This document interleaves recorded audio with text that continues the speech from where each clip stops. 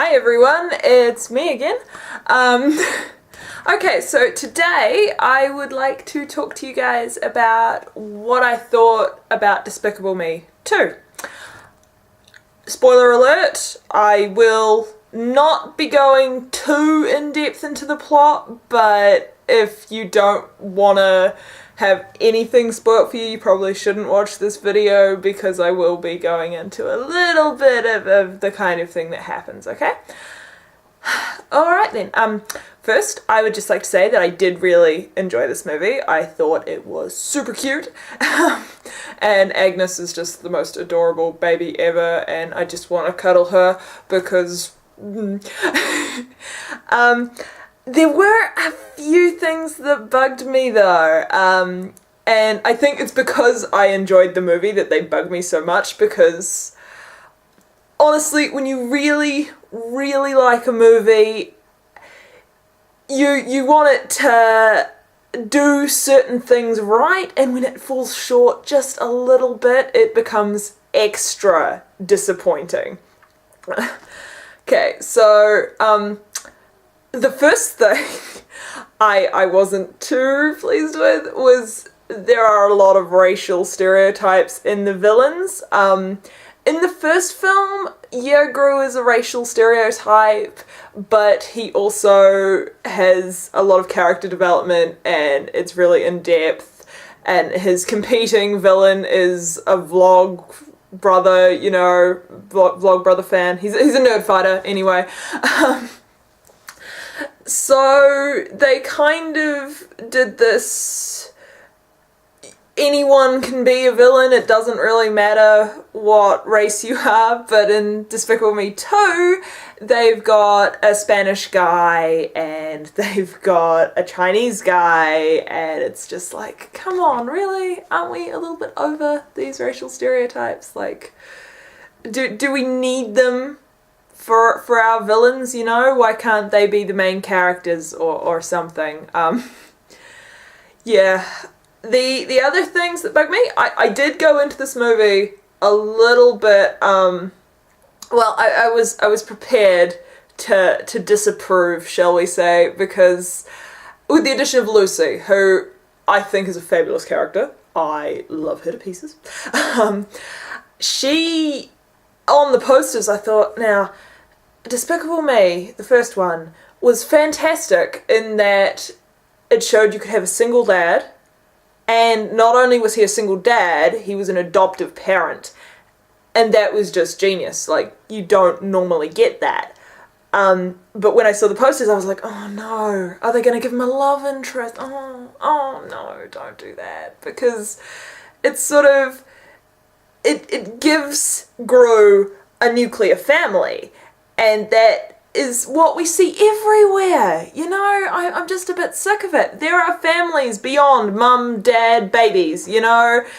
There's so much variety, and it's not really captured in Hollywood, let alone animated kids films. Like, there are kids in the audience who I'm sure would have identified with the three girls because they were adopted too, you know?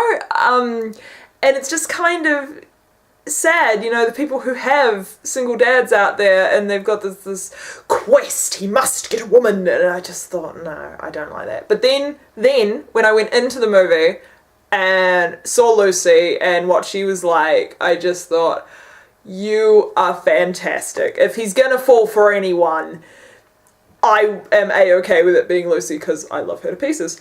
I think she's a great character, she's badass, she's super enthusiastic, and she doesn't have this goal of being with Gru. It's not her driving focus. Like, she admires him, but it's not her entire world, and I thought that was great. Though, the representation of some other females in the film, not great, no. The woman at the start, the one who's trying to hook Gru up with all of her friends, she's portrayed as this absolute idiot. Yeah, message for you. I just got a text message and that's gonna annoy my video, isn't it? Okay. So the woman at the start, she's just painted as this idiot, and any other woman in the film who isn't the three girls, or Lucy, is portrayed as a bit of an idiot. Now, this first woman, I know there are women like this. I see the stereotype. I guess I just am a bit tired of it. I mean, when she was saying, oh, we've got to get you something, the girls need a mother kind of thing. It's like, yeah, that's exactly the kind of mentality I was against when I went into the film. And I really wanted Gru to fight against that, and he does at the start. And then, you know, it changes later on, and I sort of thought, you're just making this woman seem like an idiot for no reason. Not because of the idea she's putting across, because clearly the film wants that idea that he's got to have a wife, he's got to have a lady. That's where the film is going. But this woman, she presents this idea, and at first I'm like, oh yeah, she just is being presented as an idiot because this idea is stupid. But no, the idea is not stupid. They make it very clear the woman is stupid. And that bugs me. Similarly, when Gru goes on one of his blind dates later on, put it this way, spoiler alert, they drug the woman and strap her to the roof of a car like a deer. She is completely an object as well as a pain in the ass, and that's just not okay. Like, yeah, she's not the main love interest. Yeah, Gru's not interested in her. That doesn't make it okay to sedate her and put her on the roof of a car. No matter how nice or not nice she is. Like, I don't like her, but did you have to make her that terrible? Well, I suppose they did in order to justify strapping her to the roof of a car. But honestly, it's not doing it for me, you know? And I guess the reason I had such high expectations of what I wanted this film to be is because the first one was so groundbreaking. It had these three girls who were main characters, and they all had personalities in their own right. In Despicable Me 2, our three girls are sort of relegated to the sidelines. And that's not okay. They went from main characters with very real character arcs to just side characters. Agnes sort of has a bit of story going with her, but it's all in supporting Gru and in how she needs a mommy. Aren't we sad the little girl doesn't have a mommy? And it's like, oh my god, there are so many little girls out there who just have a dad. Single dad because he's widowed or because he never married. There are so many kids with single parents out there, and there are so many adoptive parents that don't have a partner. They don't need to hear that they need a mommy. That they don't need to hear that they need more than one parent. They don't need to feel like they should feel bad on Mother's Day for not having that extra parent, because it's not like that. Families come in so many different forms, and in Despicable Me, it showed an excellent version of a different family. And now they're just trying to make it a more normal, nuclear, happy American Hollywood family. And it's like, no. On the subject of Margo, I thought it was fantastic that she was given some autonomy, in that she's starting to get an interest in boys. That's great. And Gru's being a typical dad about it all, and I thought, this is going to be good.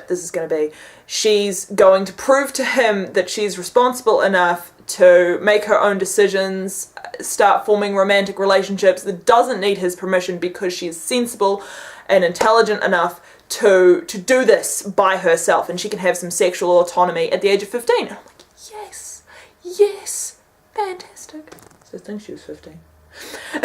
Anyway, I thought that was amazing. But then Gru's weird dad senses, which I get the stereotype, lots of dads act like that.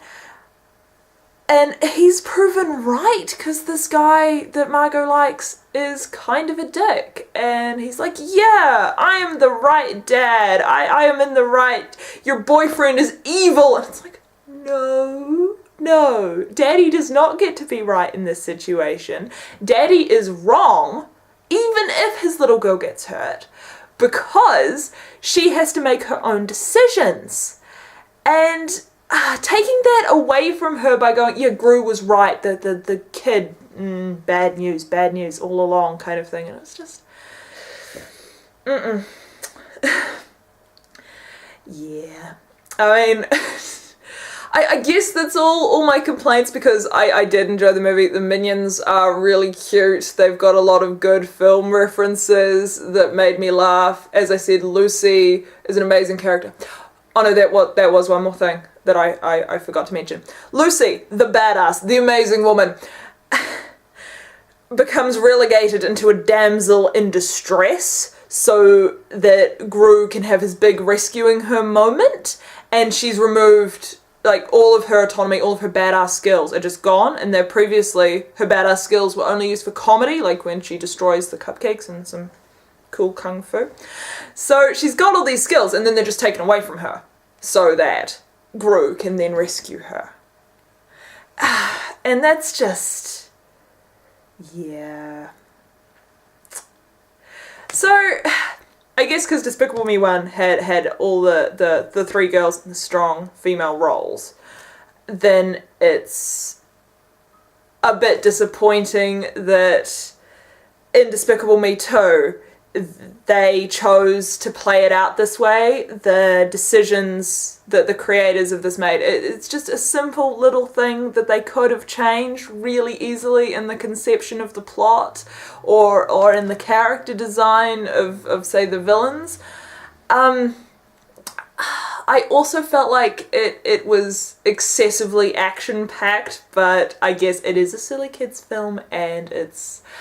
In the first one, they did steal the moon, so I kind of have to forgive that. I guess I just felt it wasn't as driven by Gru's dad powers. I thought his dad powers were amazing in the first one, and that's what made him a good guy at the end. But in the second one, it was less dad powers and more I am the hero of the story powers. And I mean, dad powers was such a strong theme in the first one because you saw a really not a good dad in the villain, and that's what made him a villain. The banker was a villain in the sense that he was pushing his son to do all the stuff that his son didn't really want to do, and that's the part that made him villainous. Not his ethnicity. That didn't make him a villain. Not the fact that he was a banker. That didn't make him a villain. It was how he treated his son and the differences between how Gru treated the girls as well and how he realized the girls were more important to him. And that was what made it really good. The second one, none of that. None of the this is what a good dad is, this is what a bad dad is. They did have a moment at the start that I thought was excellent with Gru as the fairy godmother. Now, some people might think, oh, but Rowan, you know, haha, it's funny because he's wearing a dress. That's not why I love that bit. I don't think it's laughing at a man wearing a dress because, honestly, that's not really funny. It's just an article of clothing, and it, in Gru's case, doesn't have an effect on his gender expression, but even if it did, it wouldn't matter. No, the reason I think this is gold is because it shows that even though he doesn't particularly want to, this big bad supervillain is going to play the good princess, the good fairy princess for his little girl. And that is a fatherly devotion that made me love Gru in the first instance. And then when Agnes just goes, oh, I know it's you, I'm just pretending for the other kids. That just, it was perfect because he put all of this effort into the deception that he was the fairy godmother to make his little girl's party as perfect as she wanted it, and she goes, no, I see right through that, Dad. You see, I know, but it's still perfect because you were there and you were the one that tried for me. And that was genius. I mean, the bit at the end as well when Agnes asks, you know, can she make some toast adorable. Yeah, other than that, I guess when Agnes first sees Lucy as well, I did have a wee moment where I was like, oh, is she gay? I know that's not actually true, but I'm just going to finish the video here because my flatmates are home with dinner. So thanks for watching.